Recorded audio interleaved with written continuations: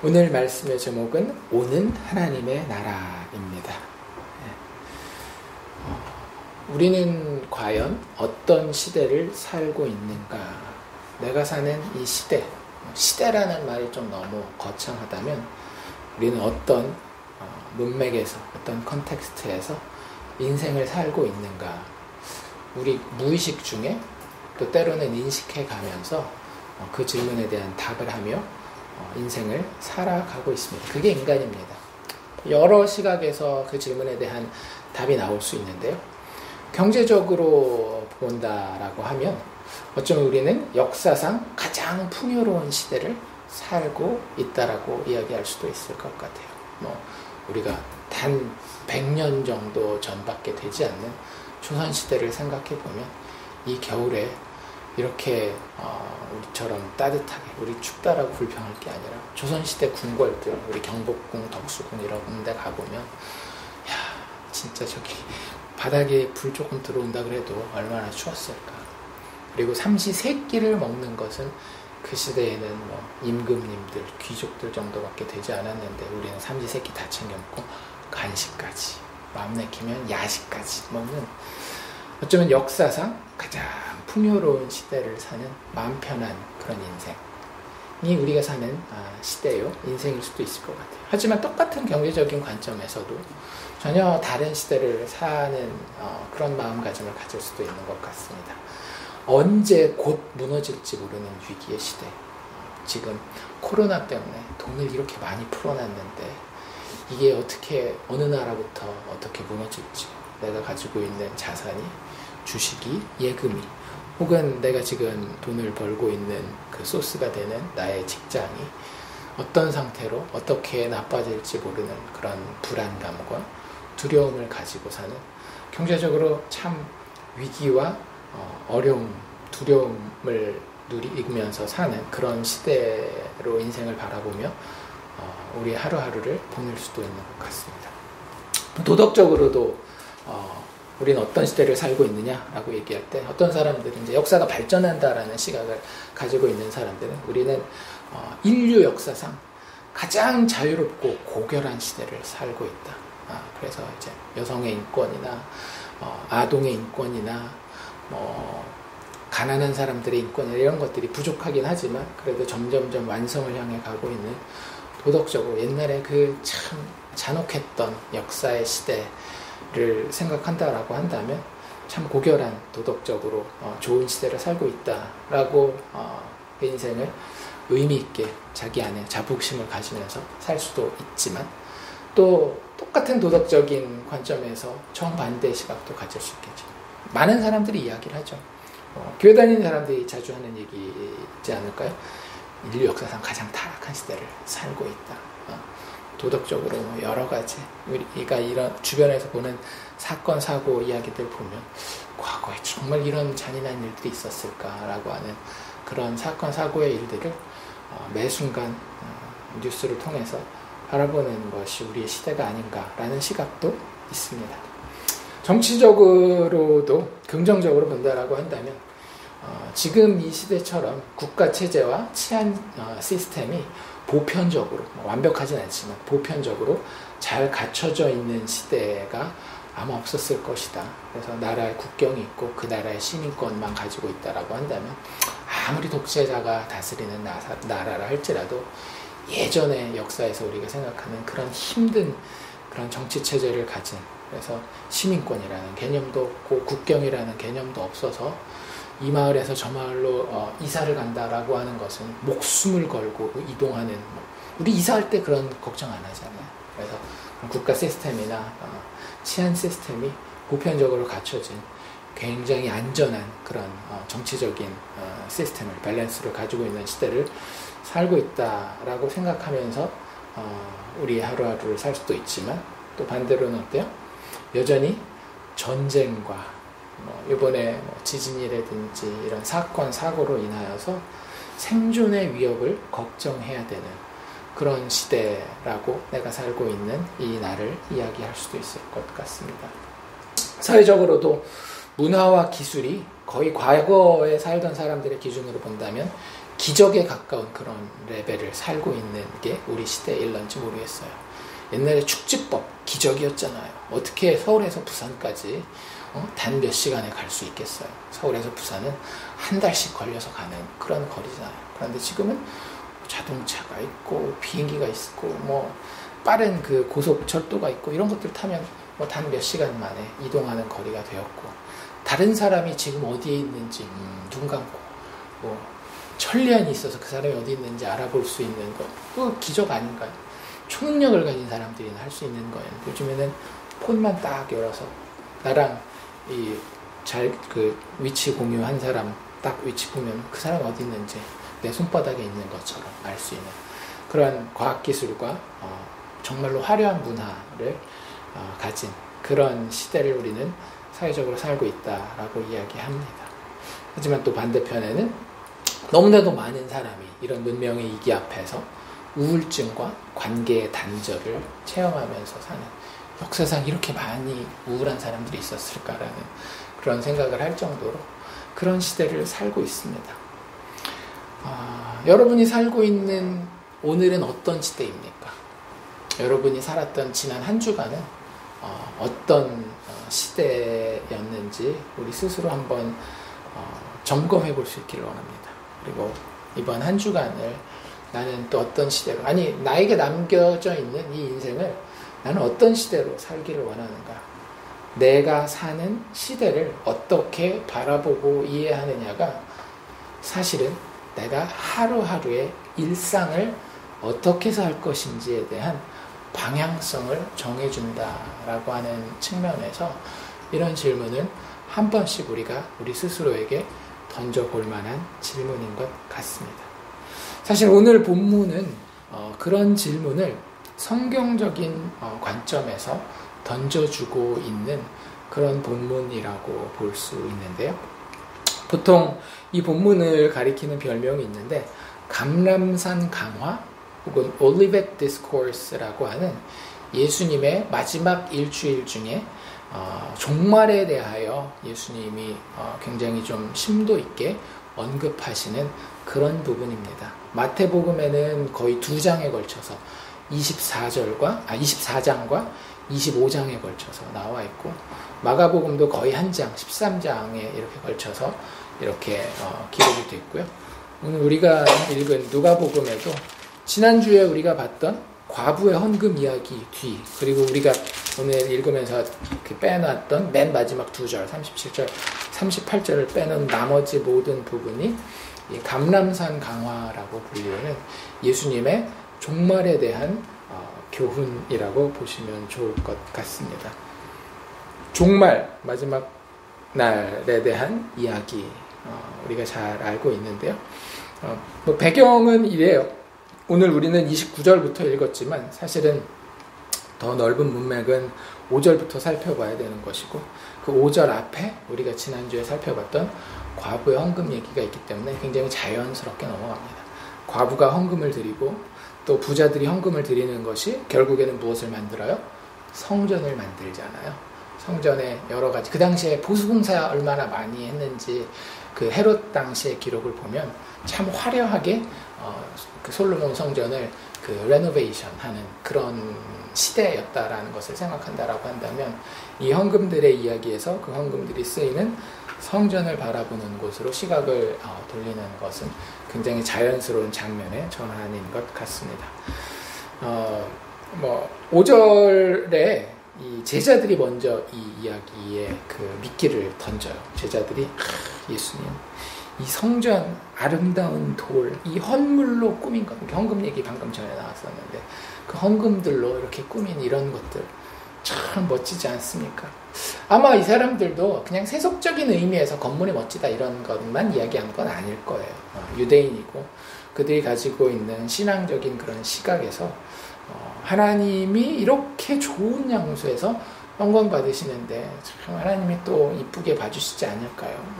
우리 하나님의 백성들을 약속하신 대로 메시아를 보내서 회복시키시지 않을까요? 뭐 이런 여러 가지 생각들을 하면서 복합적이었겠죠. 만약에 그리고 그 메시아가 예수라고 한다면 본인들이 그 좌편과 우편에 앉아 세상에서도 같이 왕노릇하는 그런 생각들이 복합적으로 섞여 있으면서 자신들의 뿌듯함, 또 본인들의 공동체인 유대 공동체가 성전을 이렇게 아름답게 꾸민 것에 대한 그런 자랑을 예수님 앞에 지금 하고 있는 겁니다. 근데 예수님은 항상 보면 늘 분위기 파악을 못 하시는 경우가 많이 있죠. 그들이 그 정도 얘기를 했으면 예수님이 그래 참 이 정도는 참 아름답긴 하다. 하지만 중요한 것은 그 사람 속에 있는 마음이기 때문에 우리가 그 부분에 대해서 더 조심하고 주의할 필요가 있다. 이렇게 얘기하면 참 좋을 것 같은데 예수님은 가끔씩 문맥에 안 맞아 보이는 혹은 분위기에 맞아 보이지 아니하는 그런 반응을 하실 때가 많이 있어요. 근데 제가 복음서를 읽으면서 우리 사실은 복음서는 우리에게 되게 익숙하다라고 생각하는 본문이잖아요. 마태, 마가, 누가, 요한복음은 예수님에 대한 이야기고 성경 통독하면 신약 아니면 구약부터 시작할 텐데 신약부터 시작하면 무조건 복음서잖아요. 그래서 우리에게 익숙하다라고 생각되어지는 본문이 있지만 정말 이걸 제대로 이해하고 읽으려고 할 때 보면 왜 이런 말을 여기서 하시지라고 하는 그런 본문들이 되게 많습니다. 근데 큰 그림에서 이런 예수님을 이해하기 위해서는 예수님의 시각은 우리의 시각과 다르기 때문에 그런 거예요.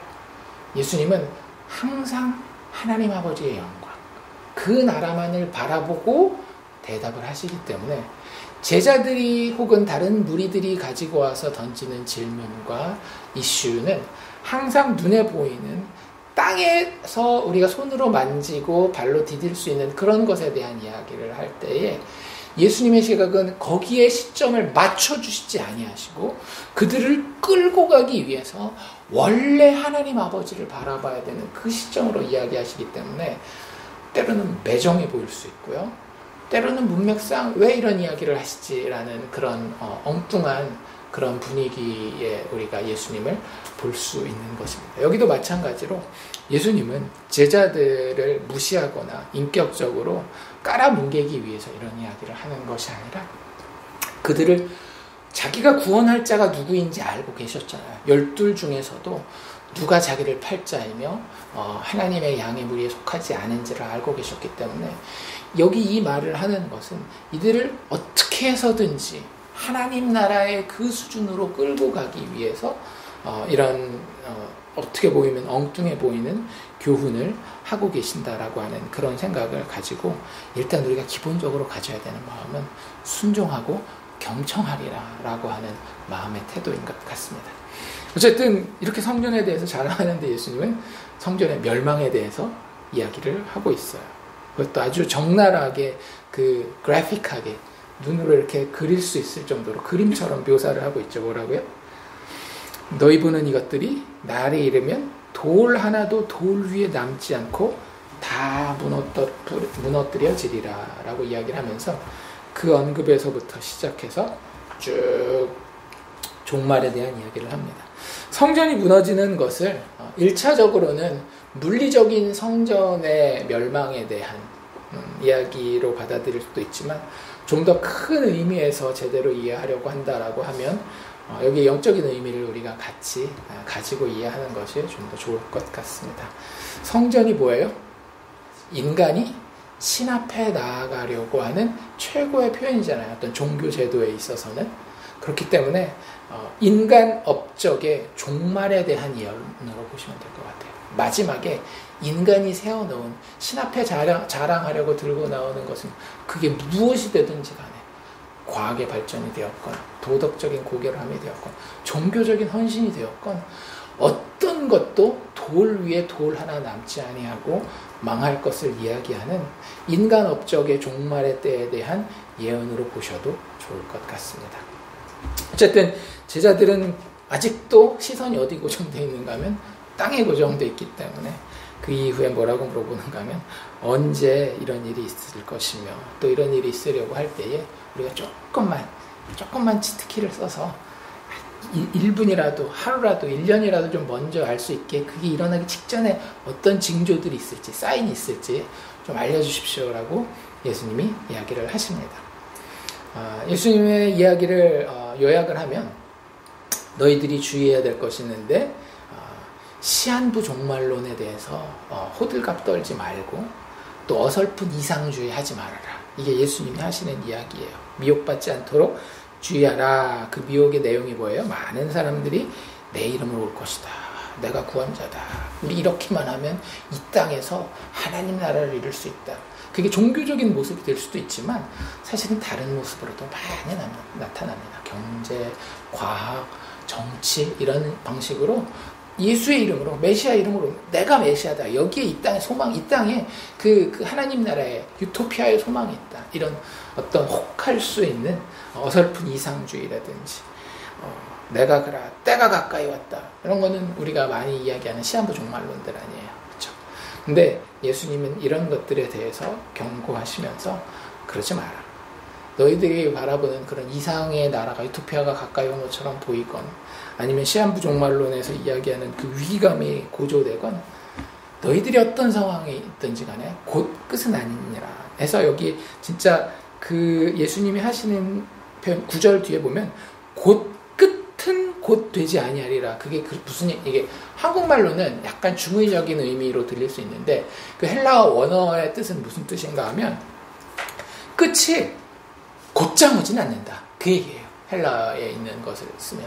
그래서 종말이라고 하는 것은 항상 우리가 그리스도인이 예수의 성품을 가지고 예수의 영을 가지고 성령의 도우심을 가지고 종말에 대한 이슈를 다룰 때 항상 가지고 있어야 되는 태도는 무엇인가 하면 지금 당장 종말이 있을 것이다 라는 그런 태도로 인생을 막 산다든지 지나치게 자기의 인생을 갈아서 산다든지 그런 것들을 조심해야 된다라는 거예요. 이상주의에 빠지면 어떻게 돼요? 인생을 갈아 넣거든요. 그 어떤 이즘에 빠진 사람들 있잖아요. 아이디어로지에 빠진 사람들 인생 진짜 갈아 넣거든요. 다른 사람들의 인생도 갈아 넣고 혹은 그 시한부 종말론에 빠진 사람들도 자기 인생을 다 쏟아버리잖아요. 그렇지 않다라고 하는 거예요. 종말이라고 하는 이슈에 대해서는 너희가 겸손해야 되기 때문에 반드시 지금 곧장 온다라는 시각을 내려놓으라는 거예요. 참 재밌죠. 우린 성경에 대해서 항상 어떻게 생각해요? 종말이 곧 올 것이다, 곧 올 것이다. 이렇게만 성경이 이야기하고 있다라고 생각할지 모르겠는데 예수님의 말씀을 차근차근 이게 뜯어보면 already not yet이기 때문에 균형 있게 그 종말에 대해서 우리가 대비하고 시각을 가져야 된다라고 하는 것을 예수님이 이렇게까지 강조하고 있다라는 걸 잊지 말아야 할 것 같습니다. 그래서 곧장 이게 종말이 오는 것이 아니기 때문에 인간을 신뢰한다든지 호들갑 떨지 말라는 거예요. 그걸 예수님은 미혹을 받지 않도록 주의하라라는 경고의 말씀으로 이야기를 하십니다. 그리고 그 뒤에는 어떤 이야기가 나오는가 하면 여러 가지 어려움들과 특별히 믿는 사람에게는 무엇이 있을 것이다? 핍박이 있을 것이다. 환난이 있을 것이다. 이 이야기를 해요. 핍박에 대한 예고를 하세요. 그런데 중요한 건 뭐냐 하면 그 핍박 중에도 성령께서 그들에게 구변, 말주변이죠. 말주변과 지혜를 공급하셔서 오히려 그 종말의 완성이 오기까지 우리가 사는 그 시간은 어떤 때가 될 것인가 하면 복음 증거의 기회가 된다라고 하는 거예요. 13절에 뭐라고 되어 있어요? 이 일이 도리어 너희에게 증거가 될 것이다. 그러니까 우리에게도 증거가 되지만 우리를 통한 세상을 향한 하나님의 복음, 예수 그리스도를 통해 죄인을 은혜로만 구원하시는 그 복음에 대한 증거가 된다라고 하는 거예요. 우리의 핍박의 때가. 그리고 예수님은 그 가운데에 하나님의 자녀들이 하나님의 보호와 또 그들 스스로의 인내를 통해서 궁극적으로는 그들의 영혼의 구원은 흔들리지 않을 것에 대해서 이야기를 합니다. 18절 19절이죠. 너희 머리털 하나도 상하지 아니하리라. 너희의 인내로 너희 영혼을 얻으리라. 그러니까 인내가 굉장히 중요하죠. 아까도 얘기를 하지만 종말을 바라보는 그리스도인은 쭉 참고 매일매일을 내일이 또 있을 것처럼 살아가는 거예요. 내일이 없을 것처럼 사는 게 아니에요. 참 재밌잖아요. 종말을 바라보니까 내일이 없을 것처럼 살아야 되는 게 아니라 내일이 있을 것처럼 살아야 되는 겁니다. 그렇기 때문에 그 마음 가운데는 항상 인내가 필요해요. 왜냐하면 오늘은 항상 어렵거든요. 지금 그게 그 얘기예요. 너희가 종말의 때를 사는데 그 종말의 때는 항상 어렵고 환란이 있을 것이기 때문에 오늘 어려워. 그렇기 때문에 내일은 없을 것처럼 살지 말고, 그런데 내일도 있을 것처럼 살으라는 거예요. 그렇게 인내 가운데에 믿음으로 산다라고 한다면 거기에 종말을 제대로 사는 지혜와 힘이 있을 거라고 하는 거죠. 그리고 그 뒤에 20절부터는 이제 좀 더 구체적인 한 사례를 이야기를 합니다. 종말은 언제부터 시작되죠? 예수 그리스도와 함께 시작돼요. 그러니까 이게 참 우리는 우리의 시각으로 보기 때문에 뭔가 시작된다라고 하면 2023년 2월 12일 11시 막 이렇게 딱 이렇게 시작점을 하나로 점으로 찍을 수밖에 없는데, 하나님이 보시는 시각은 모든 것이 한 그림 안에 들어와 있는 것이기 때문에 우리의 시각으로 봤을 때는 이거 뭐 기원 후 딱 0을 이야기를 하는 거야? 아니면 예수님이 태어난 때가 아니라 예수님 돌아가시는 그 장면 AD 33년을 이야기를 하는 거야? 아니면 뭐 다른 때를 이야기를 하는 거야? 이런 어떤 우리에게는 헷갈림이 있는데, 종말이라고 하는 것은 예수 그리스도와 함께 시작해요. 이제 저희 계획은 누가복음이 끝나고 나면 이제 사도행전으로 넘어가게 될 텐데, 사도행전에 나와 있는 베드로의 설교들이나 이런 것들을 보면 종말이라고 하는 것이 예수님의 오심부터 이미 시작된 것으로 이야기를 해요. 그리고 성경의 많은 부분, 요한계시록이나 아니면 여기 나와 있는 감람산 강화 같은 것들을 보면 그 종말이 아직은 정말의 종말론적인 완성을 향해서 가고 있는 때라고 이야기를 합니다. 그래서 종말이라고 하는 것은 점으로 찍을 수 있는 한 시점이라기보다는 우리가 시간과 공간 안에서 3차원적인 존재로 살아갈 때는 어떤 한 범위, 여기 나와 있는 표현대로라고 하면 세대 혹은 시대라고 이야기하는 것이 조금 더 맞지 않나라는 생각이 들어요. 그래서 그런 의미에서 그 종말을 굉장히 어떻게 보면 인간적인 시각에서는 긴 시간이라고 볼 수 있는데, 그 가운데 이것이 어떤 것인지를 아주 특징적으로 잘 보여줄 수 있는 한 사건에 대한 묘사를 20절부터 하십니다. 그게 뭐예요? 예루살렘의 파멸에 대해서. 이 예루살렘의 파멸은 아까 예수님이 처음 언급하셨던 돌 위에 돌 하나도 남지 않는다라고 하는 그 말씀에, 그 예언에 아주 그림적인 묘사가 보이는 그런 사건이 되는 거죠. 실질적으로 AD 70년에 어떤 일이 일어나요? 로마군이 쳐들어와서 그 예루살렘 성전을 무너뜨리는데, 사실은 그 당시에 로마 황제가 있었고 그 로마 황제가 보낸 타이터스라고 하는 로마 장군이 있었는데, 그들은 로마 사람들은 생각보다는 그 야만인은 아니었어요. 그 전의 제국들 중에는 흔히 야만인이라고 불릴 수 있을 만큼 가면 완전히 쑥대밭을 만드는 그런 사람, 그런 나라들, 세력들이 있었는데, 그리스를 지나면서 그리스 로마 제국들은 가서 그 문화적인 가치가 있는 것들 혹은 자신들에게 이용 가치가 있는 것들은 어떻게 해서든지 남겨놓으려고 하는 그런 어떤 전략적인 스탠스가 있었습니다. 그래서 그 당시에 예루살렘이 되게 미웠죠. 왜냐하면 이 조그만 나라가 계속해서 자신네들 입안의 가시처럼 자기들을 괴롭히고 하니까 가서 본때를 보여주고 그 세력들을 축출하고자는 했지만 거기에 남아있는 인프라 시설들, 기간 시설들을 남겨놓으려고 했었어요. 그 요세푸스라고 하는 역사가가 로마군을 따라다니면서 이스라엘의 역사에 대해서 쓴 책에 보면 거기에 이 타이러스와 로마 황제는 이걸 남겨두기를 원했어요. 성전이라든지 괜찮은 건물들이 쓸만한 것들이 있기 때문에.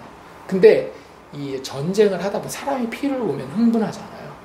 전쟁에 참석했었던 그 군인들은 본인들의 그 흥분을 절제를 하지 못하고 가서 진짜 건물들을 돌 위에 돌 하나 남겨놓지 않고 다 무너뜨립니다.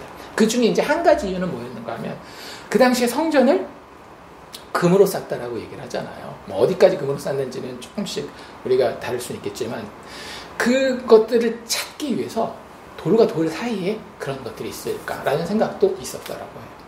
그래서 명령이 황제로부터 이 티토스 디도 장군에게까지 통해서 그 군대에게 떨어지는데 그 부수지 말아라.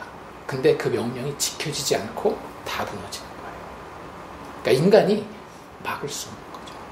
하나님이 정하신 종말이라고 하는 것은 어떤 정치적인 세력이나 인간의 작전을 통해서 막을 수 있는 게 아니라는 게 이 AD 70년에 일어났던 예루살렘의 그 멸망을 통해서, 특별히 성전의 파괴를 통해서 너무나도 그 그림처럼 묘사되고 있는 거예요.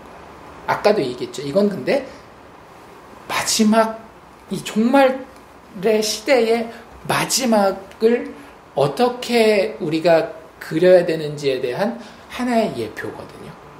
어떤 모양이라고요? 돌 위에 돌 하나 남지 않는다. 인간이 쌓아놓은, 그게 과학기술의 문명이 되었건, 문화적인 업적이 되었건, 도덕적인 고결함이 되었건, 종교적인 헌신이 되었건, 니네 예루살렘이 이 종말을 대표하는 그림으로 이렇게 던져졌을 때 어떻게 되는지 봤지? 너희들이 쌓아놓은 그 모든 것들이 니들끼리 아무리 칭찬하고 노벨상, 평화상 줘가면서 아무리 막 그래도 돌 위에 돌 하나도 남지 아니하고 그 거룩하신 재판관 앞에, 심판대 앞에서는 싹 다 무너져 내릴 거야. 아무것도 자랑하고 아무것도 드러낼 수 없는 그런 자들로 너희들 마지막 종말 때 설 거야. 결국 무슨 도전하는 거예요? 그러니까 너희들 뭐 가지고 살래? 그 도전하는 거예요. 이 종말에 대한 마지막 이 그림은 우리를 위협하고 그때가 되면 너무 힘들겠다 이런 걱정하기 위해서 만드는 것이 아니라 그때 무엇이 무너지는지를 보여주는 거예요. 그때 무너지는 것은 너희가 스스로 세운 성전이라고 하는 거예요. 그 성전을 필두로 한 너희의 도시, 너희의 나라, 너희 자체가 싹 다 하나님 앞에서는 아무 의미가 없는, 돌 위에 돌 하나도 남지 않는 그런 것과 같은 상태가 될 것이라고 하는 것이 예수님의 종말의 예언의 핵심 포인트라고 하는 거예요. 그래서 그 종말 때에 예수님의 진위는 공간적으로 또 시간적으로 크고 넓은 그때에 이 그림자와도 같은 예루살렘의 마지막이 우리의 머릿속에 박혀있기를 원하시고, 그때는 어렵다라는 거예요. 근데 그 마지막만 어려운 것이 아니라 그 모든 과정, 아까 계속 이야기하잖아요.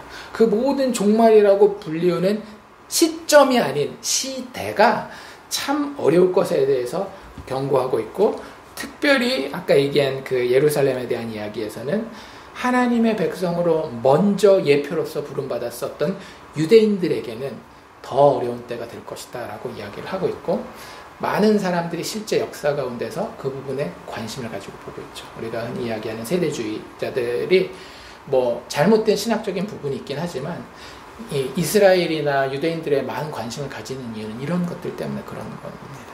그래서 이방인의 때가 차기까지 육적으로, 영적으로 이스라엘이라고 하는, 유대인이라고 하는 사람들이 얼마나 어떤 어려움을 겪을지에 대한 이야기가 예수님의 예언 가운데에서도 이렇게 표현이 되고 있는 것을 볼 수 있어요. 하지만 예수님의 이 종말에 대한 경고는 아까도 얘기한 것처럼 우리를 협박하고 우리를 두려움 가운데 떨게 하는데 그 최종적인 목적이 있는 것이 아니기 때문에 마지막 27절과 28절, 오늘 우리가 읽은 무화과나무의 비유 나오기 직전에는 소망과 격려의 말씀을 하십니다. 능력과 영광으로 오실 인자를 기대하며 담대하게 구원의 완성을 소망하라. 그게 예수님이 주시기 원하셨던 메시지예요. 그때는 어때요? 바로 이 종말의 시대를 얘기를 하는 거죠. 이 종말의 시대에 사람들이, 인자가 구름을 타고, 우리에게 이 인자는 나의 구원자요, 나의 신랑이잖아요. 그가 이렇게 영광스러운 모습으로 온다라는 거예요. 구름을 타고 능력과 큰 영광으로 오는 것을 보리라. 이런 일이 되기를 시작하거든 어떡하래요? 당당하게, 용기 있게, 그렇게 구부려서 구석탱이에 처박혀 있지 말고 일어나서 머리를 들라. 이유가 뭐예요? 너희의 속량이, 로마서에 이야기하는 대로 그 구원의 완성이 가까워왔기 때문이라는 거예요. 우리가 종말을 인내할 수 있는 이유가 여기 있는 거예요. 그냥 꾹 참아야 되기 때문에 그런 것이 아니라 우리의 시야는 예수님의 시야와 같은 곳을 바라보는 거예요. 예수님의 시야는 항상 여기 가 있거든요. 제자들이 아무리 이 땅에서의 보기 좋아 보이는 건물 이야기를 해도, 인간의 열심을 이야기를 해도, 예수님의 시야는 하나님 앞에 흘려진 어린 양의 보혈에 가 있어요. 그것의 아름다움과 그것의 가치에 가 있거든요. 우리의 시야를 거기로 끌고 가기를 원하는 거예요. 마지막 날에 우리의 죄를 덮어주시고 우리를 의롭게 인치실 그분의 영광과 그분의 능력 가운데에 우리를 자기의 신부로 맞이하기 위해서 오시는 그 그림, 그것 바라보게 하시는, 거기에 시야를 두게 하시는, 거기 예수님의 목적이 있다라고 하는 것을 예수님은 27절과 18절을 통해서 이야기하고 계십니다. 그리고 우리가 읽은 이제 무화과나무 비유로 넘어가는데요. 무화과나무 비유, 단지 무화과나무만 이야기를 하진 않죠. 29절에 보면 무화과나무뿐만 아니라 모든 다른 나무들도 한번 봐라. 우리도 여기 지나가다 보면 날씨 조금만 따뜻하면 어떻게 돼요? 이제 봄이 곧 올래나? 꽃봉오리가 막 이렇게 몽글몽글 이렇게 맺혀 오르는 걸 보잖아요. 그리고 실질적으로 겨울에는 했다가 다시 지기도 하지만 진짜 봄이 되면 또 여름이 되면 그런 것들이 정말 활짝 꽃을 피우는 걸 보지 않습니까? 그거 보면 우리는 이제 날씨 따뜻해지겠구나, 여름이 오겠구나 안다라고 하는 거예요. 그걸 아는 게 굉장한 비밀입니까? 아니잖아요. 당연히 아는 것처럼 그것과 마찬가지로 우리의 시야가 예수님과 똑같은 각도를 향해서 같은 곳을 바라보고 있다라고 한다면 종말에 대한 우리의 어떤 이해와 이게 오겠구나라고 하는 그 적절한 기대감은 자연스럽게 생긴다.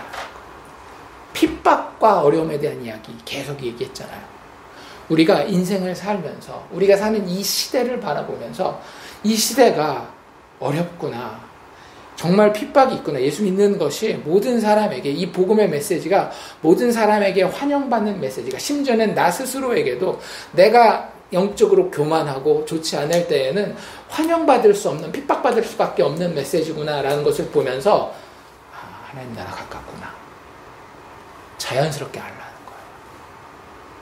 여러분들, 우리에게 하나님 나라는 가깝습니다. 얼마나 가까워요? 예수님 이렇게 이야기를 하시죠. 그러니까 예수님 스스로가 가까운 줄 알라라고 31절에 이야기하고 나서 바로 뭐라고 얘기를 해요?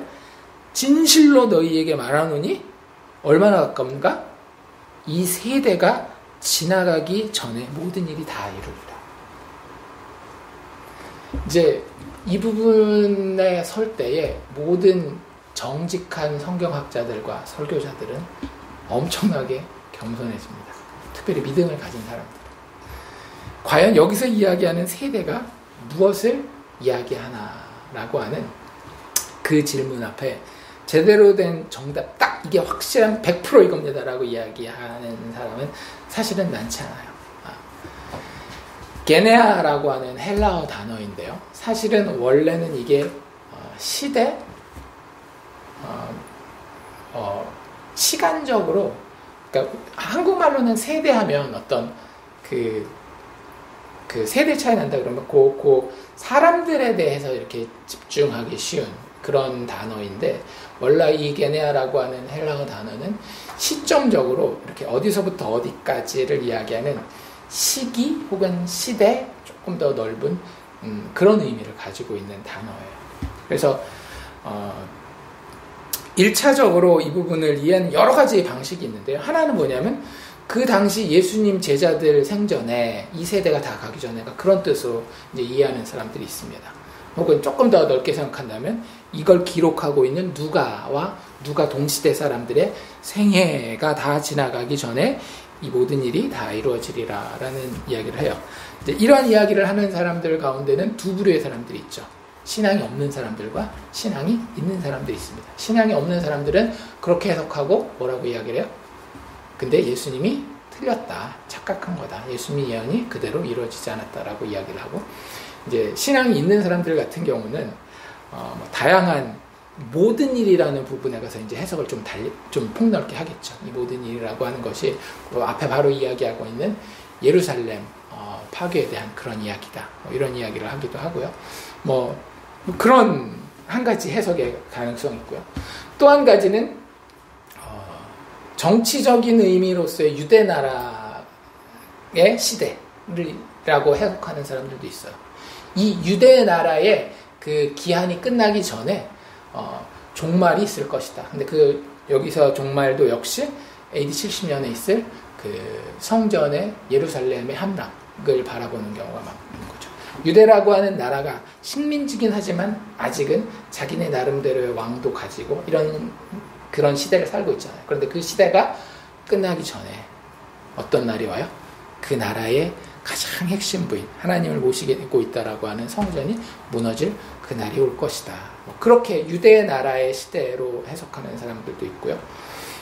그것과 비슷한 입장이 AD 70년까지 사는 그 사람들의 세대, 종말의 예표 혹은 시발점으로서 그 시대를 사는 사람들의 세대가 끝나기 전까지, 그러니까 그 사람들의 세대, 그러니까 사실 다 비슷비슷한데 약간의 뉘앙스 차이를 가지고 그런 이야기를 하는 사람들도 있습니다. 또 다른 해석은 여기서 이야기하는 이 세대라고 하는 것은 하나님 백성 전체를 이야기한다. 근데 특별히 제자들을 향해서 이야기할 때는 제자들로 대표되어지는 하나님 백성 전체의 시대. 사실 저도 약간 이쪽 그 해석에 더 마음이 가고 우리에게 더 큰 도움이 된다라고 생각하는데, 이런 이야기 들어보셨는지 모르겠어요. 은혜의 시대. 예수님이 오심으로 나중에 예수님이 재림하실 때까지 우리는 무슨 시대를 산다?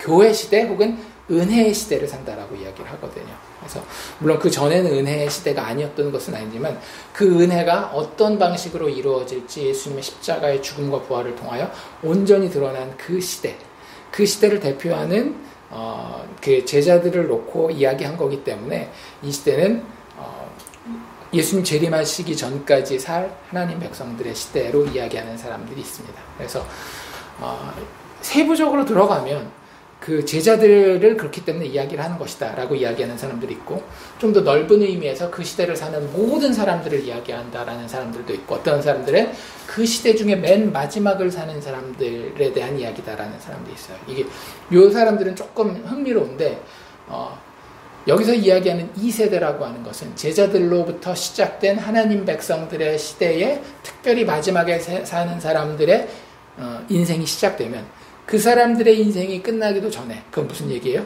아주 빠른 시일 내에 이런 얘기예요. 종말의 때가 시작이 되면 더 이상 지체하지 아니하고 이제는 곧바로 예수님의 재림이 있을 것이다 라고 하는 그런 시야로 이 세대를 해석하는 사람들도 있습니다. 그래서 이런 여러 가지 최종 종말이 어떤 세대에 이루어질 것인가에 대한 해석들이 다양하게 있는데,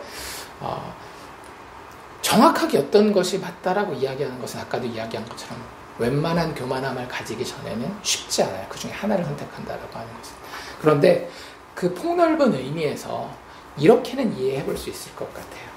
이 은혜의 시대가 끝나기 전에 예수 그리스도를 통해서 아까도 이야기한 것처럼 already but not yet이라고 하는 종말의 시대가 시작된 건 신약성경, 특별히 복음서와 사도행전을 통해서 분명하게 드러나 있잖아요. 그래서 예수 그리스도를 통해 시작된 이 은혜의 게네아가 끝나기 전에 예수님이 이야기하신 이러한 어려움과 핍박들이 분명히 있을 것이고 그 끝에는 주님의 재림이 있을 것이다 라고 하는 이런 예수님의 경고로, 예수님의 말씀으로, 예수님의 예언으로 우리가 이해하면 좋을 것 같습니다. 그래서 사실 여기서는 예수님이 강조하고 싶은 거는 이 세대가 끝나기 전에 라고 하는 것을 통해서 언제라고 하는 시점을 강조하기보다는 예수님이 하고 싶은 얘기는 그 뒤에 무슨 얘기라고 했어요? 33절에 천지는 없어지겠으나 내 말은 없어지지 아니하리라. 뭘 강조하고 있는가 하면 본인 말이 반드시 이루어질 것이라고 하는 걸 강조하고 있는데, 그러니까 언제 이루어질 것이다에 대한 강조가 아니라 지금 이야기한 이런 일들이 반드시 현실이 될 것이다를 강조하고 있는 거예요. 그 클라이맥스는 뭐예요? 인자의 다시 오심, 하나님 나라의 임함에 있잖아요. 이것이 너희들이 이제 지금 우리가 쉽게 얘기하자면 거의 무신론의 세대를 살고 있잖아요. 죽음 이후의 세대가 어디 있어? 종말의 심판이 어디 있어? 예수님 다시 온다고? 그런 거 말도 안 돼. 라고 하는 그런 것들과는 반대로 분명히 하나님 나라의 임함이, 그래서 최종 심판과 하나님 백성들의 영광스러운 회복이 반드시 있을 거야. 천지는 없어질런지 모르겠지만 내가 확증한 이 마지막 예수 그리스도 복음의 완성은 있고야 말 것이야 라고 하는 그 확증이라고 하는 거예요. 그래서 죄인을 위해 죽으시는 그 어린 양의 통치가, 그 하나님의 나라가 분명히 완성될 것을 예수님은 이 종말론 강화에서 강조하고 있다라고 하는 것입니다. 그런 과정들 뿐만 아니라 최종적으로 하나님의 나라의 임재가 반드시 성취될 것이다. 이게 예수님이 이 여러 가지 것들을 자세하게 묘사하는 거예요. 그렇기 때문에 우리는 이 종말의 이 묘사를 보면서 미래에 어떤 때에 그런 일이 있을 것인데 라는 예측보다는, 그런 것도 분명히 있겠지만 이미 종말이 시작되었고 내가 그 종말을 살고 있기 때문에 이것이 내 인생을 묘사하고 있구나라는 시각에서 이런 본문을 보는 겁니다. 지진, 기근, 전염병 다른 사람들 이야기입니까? 아직까지는 한 번도 안 일어났고 미래에만 있을 이야기예요? 아니잖아요. 지금도 우리 시대에 일어납니다. 하늘로부터 큰 징조들 자꾸 이야기하잖아요. 뭐 몇백 년 만에 일어나는 천체 현상이다. 뭐 이런 이야기도 우리들 늘 하는 거잖아요.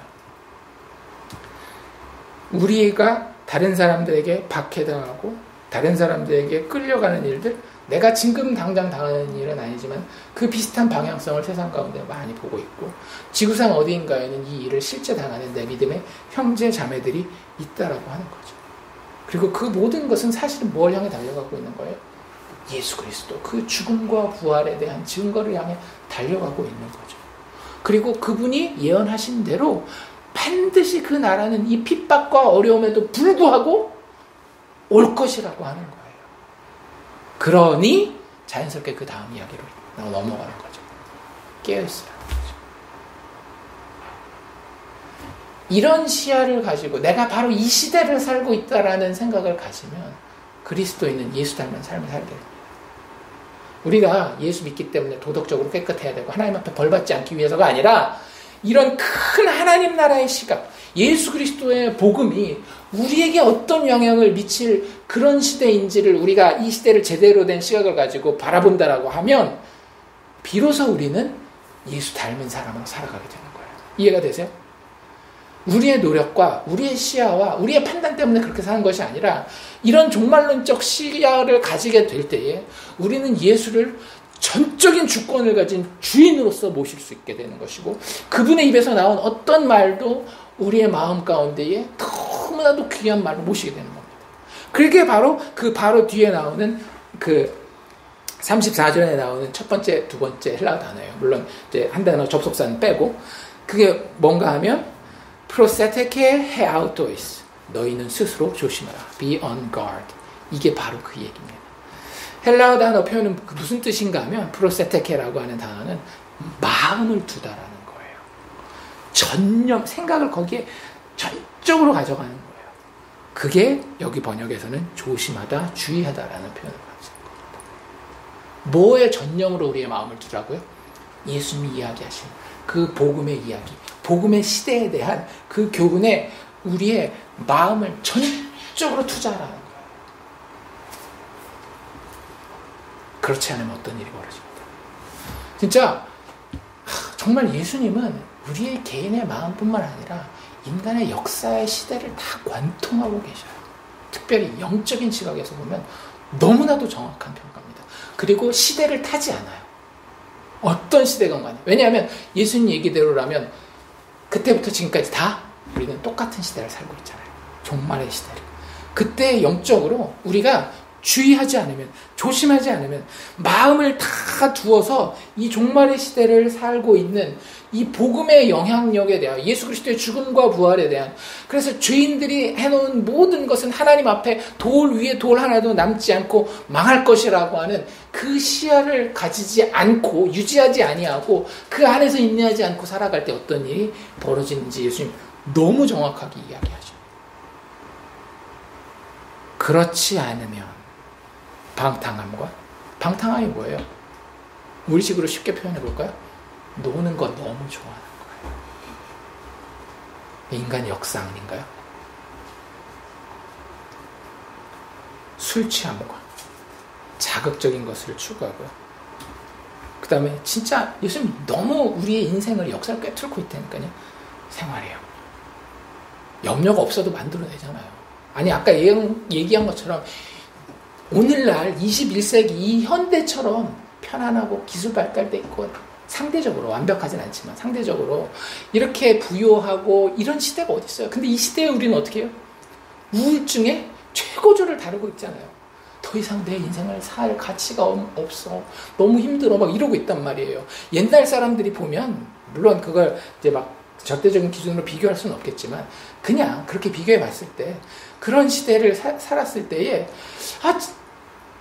현대인들은 옛날 사람들보다 훨씬 더 행복할 것 같은데 아니라고요. 예수님이 맞더라고요.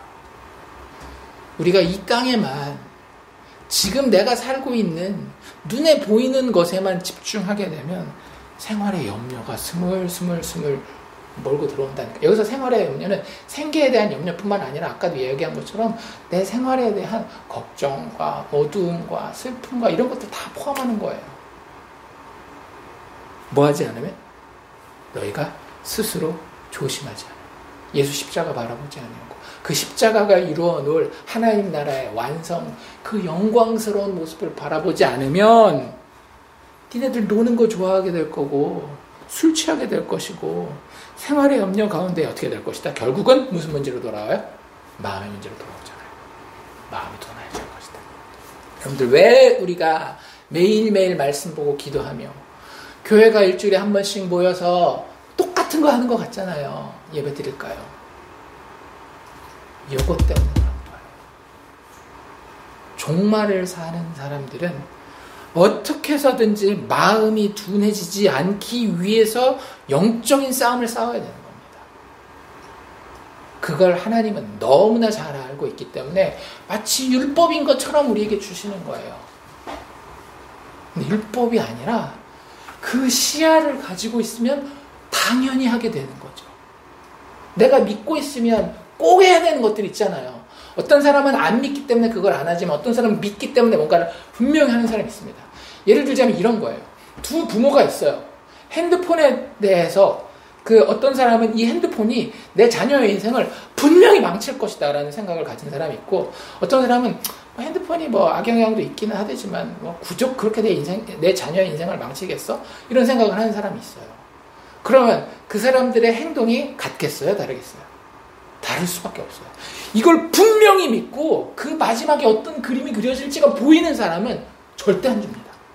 다른 어떤 사람들이 주변에서 뭐라 그래도 나는 그것 때문에 중독되어 그거 돼가지고 그러려는지 모르지만 내 자녀에 대해서 이렇다라고 하는 것이 내 머리 가운데 믿음으로 딱 박혀 있으면 절대 주지 않아요.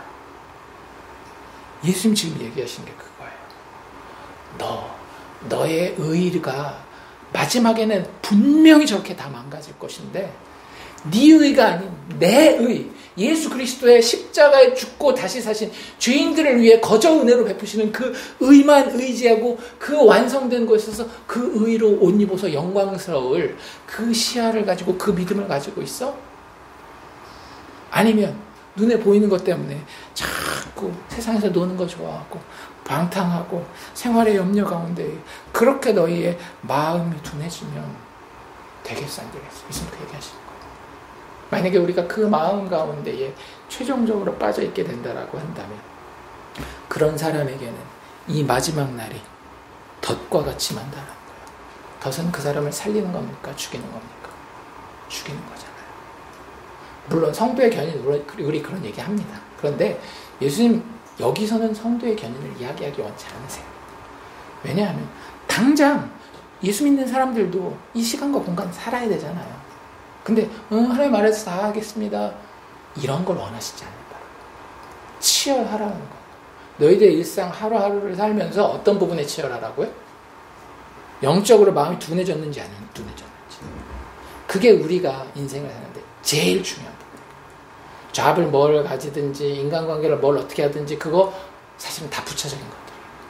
진짜 중요한 건 뭐냐면 너희들의 마음이 영적으로 종말의 시대를 살고 있는지 아니면 마음이 둔해져 있는지 그걸 매일매일 살피는 것이 이 종말의 시대를 제대로 살아가는 방법입니다.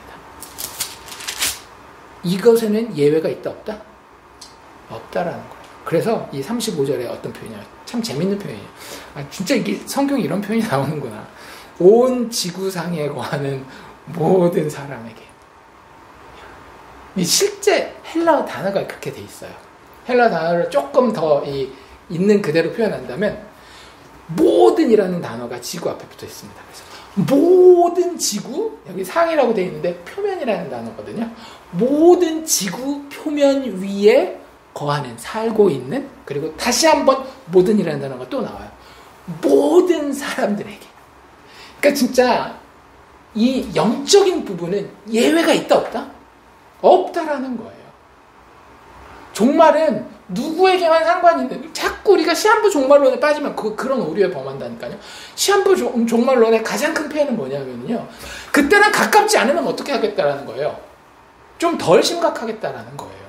시한부 종말론이 굉장히 헌신적인 것 같지만 그걸 거꾸로 뒤집어 놓고 생각하면 그때니까 지금 더 막 이러겠다라는 거고, 그때가 아니면 예를 들면 날짜를 정해놨어요. 근데 그날 안 와요, 예수님이. 그럼 그 다음엔 어떻게 했어요? 어저께랑 오늘이 다르겠죠. 어저께는 오늘 예수님 올 것처럼 했는데 안 오시니까 어저께만큼 오늘은 아닐 거 아니에요. 날짜가 미뤄졌으니까 그때가 가까우면 가까울수록 마음의 높이가 올라가겠지만 지금은 아니라는 거예요. 종말의 때는 모든 사람에게 똑같은 중요성과 심각성을 가지고 골고루 펼쳐져 있는 주제라고 하는 거예요.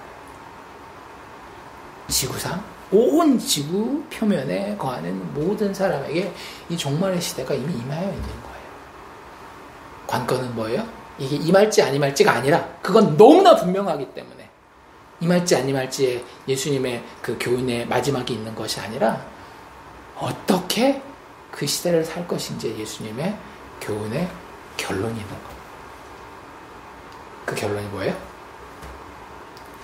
최종적인 구원의 자리에 설 수 있도록 항상 기도하며 깨어있으라. 교회 가면 맨날 답이 그거잖아요. 말씀 봐라, 기도해라, 예배 잘 드려라. 근데 그거 말고는 답이 없다니까요. 아니, 음식을 섭취하는 것 외에 우리 몸에 영향력을 공급할 수 있는 다른 방법이 있어요? 없잖아요. 그 얘기를 예수님 하고 계시는 거예요. 장차 올 이 모든 일을 능히 피하고 종말 때에 하나님의 심판으로 망가질 자들이 있어요. 망가질 것들이 있어요. 그 심판의 자리를 피하여서 인자 앞에 의로운 자로서 설 수 있도록 뭐 기억해야 돼요? 복음을 기억해야 되는 거예요. 주 동사는 깨어있으랍니다. 기도하면서는 분사해요. 그걸 보조하는 거예요. 우리의 마음의 문제가 제일 중요해요. 그렇기 때문에 우리의 행동은 일단 깨어있는 거예요. 깨어있으려면 복음을 기억해야 되는데 그 복음을 기억하고 내 마음 가운데 새기는 가장 중요한 무기가 뭐다? 기도하는 거라는 거예요. 저한테 하는 얘기입니다. 기도해야 돼요. 그러니까 기도에 여러 가지 의미가 있겠죠. 근데 우리가 항상 경계하는 게 구하는 거 달라고 하는 거, 이런 거는 우리가 피해야 된다, 그런 얘기하는데, 그런 얘기는 접어두고, 기도의 가장 큰 효능, 기도는 하나님과 교제하는 것입니다. 하나님의 뜻을 알아가는 겁니다. 이런 어떤 고상한 그런 거 말고, 진짜 나한테 어떤 효과가 있는가? 기도에 가장 큰 효과를 하나 찾는다라고 하면 바로 이거예요. 기도 가운데에 성령의 도우심을 구하고, 하나님과 교제하면서 내 마음이 깨어있는지 아닌지, 이런 반성이 우리의 삶에 진짜 실질적으로 필요한 반성입니다. 예를 들면 이런 거예요. 월드컵 경기가 예배 시간이랑 살짝 겹치려고 그래요. 그랬을 때에 그래도 어느 정도 신앙생활 하는 사람들은 어때요? 그래도 예배 시간 나오잖아요. 그런데 기도하는 가운데에 뭘 점검하는 거예요? 내 마음이 깨어있는지를 점검하는 거예요. 하나님, 내가 요즘에 너무 스포츠에 빠져서, 아까 노는 게 너무 좋아서 거기에 내 마음을 빼앗기고 있지 않습니까? 지금 예배 자리에는 나와 있지만 끝나고 나면 바로 스코어 체크할 거, 거기 내 마음이 뺏겨 있지 않습니까? 마음이 둔하여져 있지 않습니까? 그거 언제 하겠어요? 기도 안 하면 그런 고민 안 한다니까요.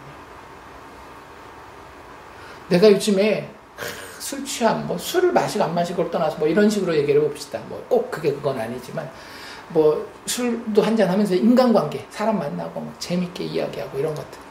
혹시 내가 그런 거에 막 너무 빠져가지고, 심지어는 믿는 사람들을 만난다라는 그런 거에 막 너무 빠져서 내 마음이 진짜 이 종말의 시대에 대한 복음 안에서 나의 의가 무너지고 내 성전이 무너지고 예수 그리스도의 죽음과 부활의 그 의만이 살아있어야 되는데 라는 그것에 대한 소망이 무너져 있지는 않았는지, 경제적인 어려움, 학업에 대한 걱정, 여러 가지 진로에 대한, 자녀에 대한 그런 그 일상에 대한 고민, 번민이 내 마음을 너무 사로잡고 있어서 기도한다라고 하면서도, 말씀 본다라고 하면서도, 공동체 믿음의 성경 공부를 한다라고 하면서도, 예배 드린다라고 하면서도 실제 마음은 둔해져 있지 않은지, 그걸 기도 가운데 점검하면서 깨어있으라. 이해가 되시죠? 다시 한번 저한테 얘기하는 거. 다 제 얘기고, 사실 저는 이렇게 생각해요. 웬만한 인간들의 평균치라고.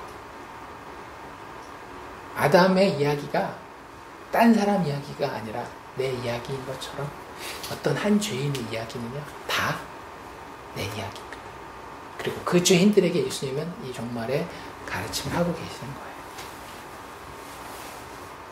그런 의미에서 다시 한번 처음에 물었던 질문을 물어봅시다. 우리가 사는 이 시대는 도대체 어떤 시대입니까? 우리가 사는 이 시대는요, 분명히 오실 그 하나님 나라를 기다리고 소망하는 시대입니다. 인자가 구름을 타고 능력과 큰 영광으로 오실 것을 기쁨 가운데에 기대하는 세대예요. 예수께서 죄인을 위해 십자가에 거저 죽어주셨기 때문에 그분이 다스리실 그분의 통치를 믿어 의심치 않고 바라는 인생이 바로 우리가 살아야 하는 인생이요, 시대요, 세대입니다. 성도라고 하는 존재는 세상에 파묻혀 자는 나의 영혼을 늘 십자가의 예수 앞에서 깨우는 그런 존재가 바로 성도입니다. 그러므로 예수님이 이미 말씀하신 이 핍박과 어려움, 이 유혹의 시대를 살면서 분명히 하나님 나라가 오실 것에 대한 믿음을 가지고 항상 기도하면서 깨어있는 삶을 살 수 있기를 주의 이름으로 축원합니다.